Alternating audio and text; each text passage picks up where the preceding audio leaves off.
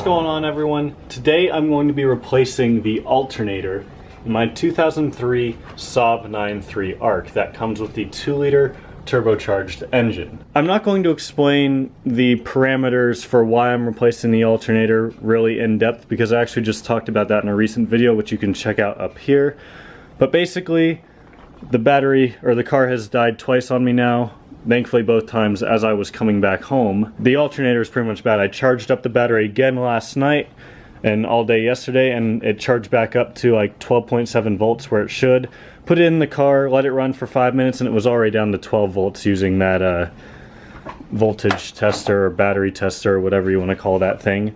So clearly the alternator is not charging the battery back up like it should. If you guys were following me on Instagram, you might have actually caught the live stream I did, and some of you were in there helping me diagnose, I guess, and helping me confirm that it was the alternator. So for all you that were in there doing that, thanks for the help. And for all you that commented on that update video, helping me get some ideas as to what else it could be if the alternator isn't the source of the problem, thank you for your comments as well. I really appreciate all of them. Today we're going to be replacing the alternator, which is located right in there. So to get access to that, we're going to have to remove a few things first, starting with, of course, the engine cover and the airbox. First step in this process would also be to disconnect your current battery.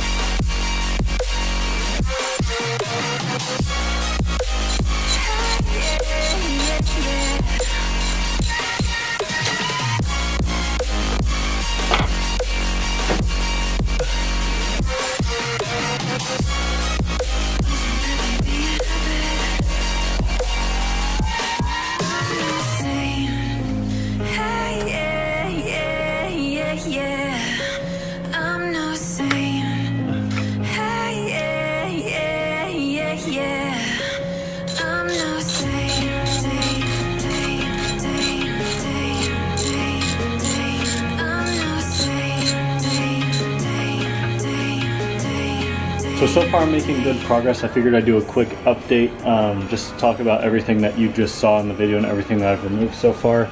So as you can see, I've got a good amount of stuff off already. I've been piling them up over here. So this last thing I took off was the ECU right here. Right before that, I took off a bracket that goes like right over the throttle body pretty much. You can see I put a towel in there just to prevent any dirt or anything from getting into the throttle body, because that would obviously be bad.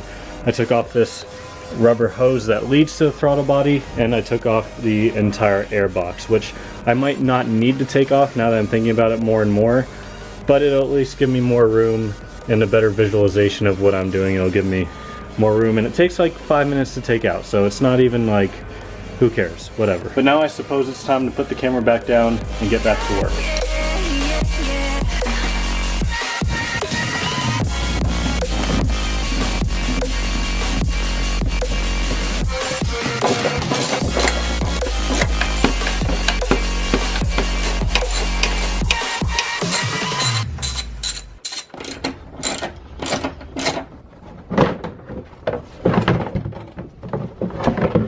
So as you just saw, I just took the passenger wheel and fender liner out.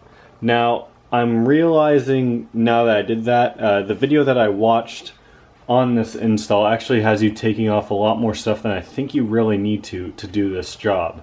So, the reason why this is removed down here is because this way I'll have access to the tensioner up through this way, but because I bought a serpentine belt toolkit, I should be able to stick this down in there and get the tensioner and loosen it, which will allow us to get the belt off the alternator right there. So I'm going to go ahead and say that you probably won't need to do this, especially if you have one of these tools. You should not need to remove the wheel well and even jack the car up. But really now all that I have left to do before I remove it is disconnect all these coolant lines, which thanks Saab for putting a coolant line right above the alternator. That's really smart. But after that, there's just 4 bolts that hold the alternator, and I'll show you. It's gonna be easier to show you with the new alternator, if I can find a good place to put it. So the alternator is sitting in the car like this, right? So you have 2 bolts on the top, 2 on the bottom, and there's this one connector right here, and then you should be able to pull the alternator out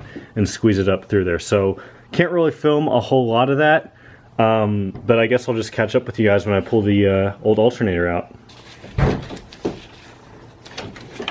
Oh, man.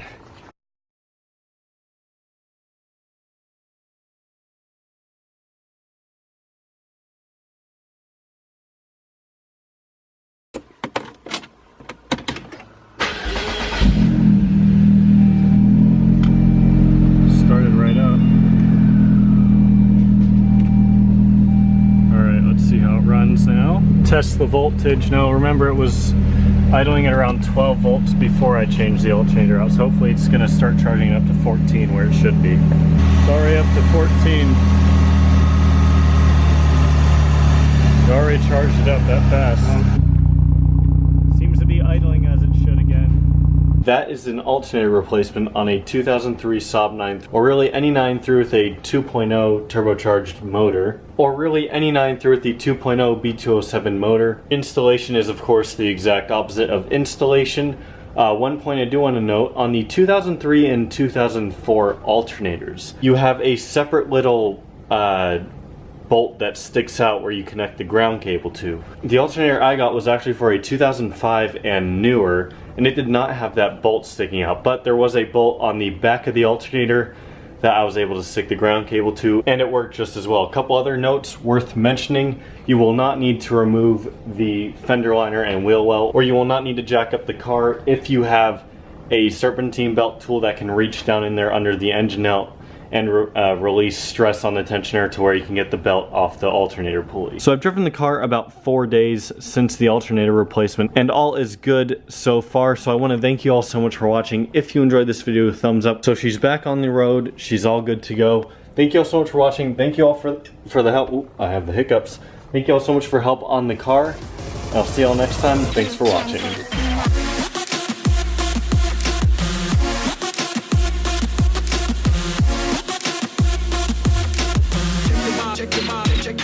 Check your body.